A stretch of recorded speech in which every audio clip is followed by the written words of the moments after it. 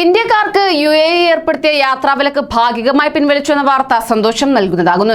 എന്നാൽ പ്രവാസികൾക്ക് കടക്കാനുള്ളത് വലിയ കടമ്പയാണ്, പ്രത്യേകിച്ച് മലയാളി പ്രവാസികളുടെ മടക്കയാത്ര.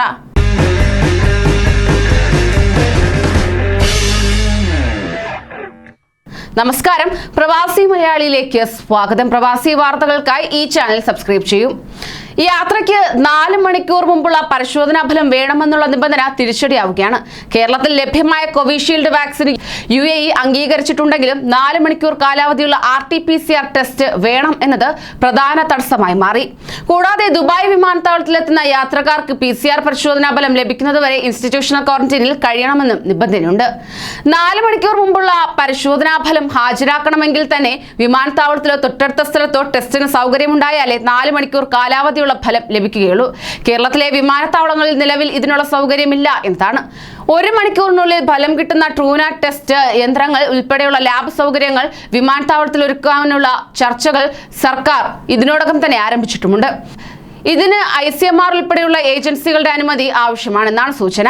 താൽക്കാലിക അനുമതി വാങ്ങി ടെസ്റ്റ് ആരംഭിക്കാനാണ് സർക്കാർ ഇപ്പോൾ ആലോചിക്കുന്നത്. ചെന്നൈ ഉൾപ്പെടെ ഏതാനും വിമാനത്താവളങ്ങളിൽ മാത്രം ഇപ്പോൾ ഇതിന് സൗകര്യം ഏർപ്പെടുത്തിയിട്ടുള്ളൂ. ഇതുകൂടാതെ വാക്സിൻ എടുക്കാത്ത കുട്ടികളുടെ യാത്രാനുമതി സംബന്ധിച്ചും വ്യക്തതയില്ല. 6 മാസത്തിൽ കൂടുതൽ നാട്ടിൽ നിന്ന് വിസ കാലാവധി തീർന്നവരുടെ തിരിച്ചുപോക്ക് സംബന്ധിച്ചും തീരുമാനം ഉണ്ടാകണം.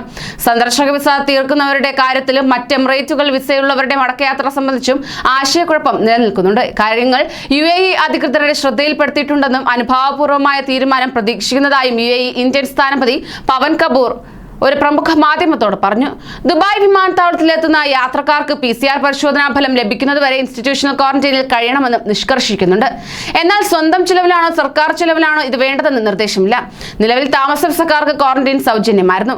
ആശങ്കകൾക്കിടയിലും 23 മുതൽ വിമാന കമ്പനികൾ ടിക്കറ്റ് ബുക്കിംഗ് ആരംഭിച്ചിട്ടുമുണ്ട്.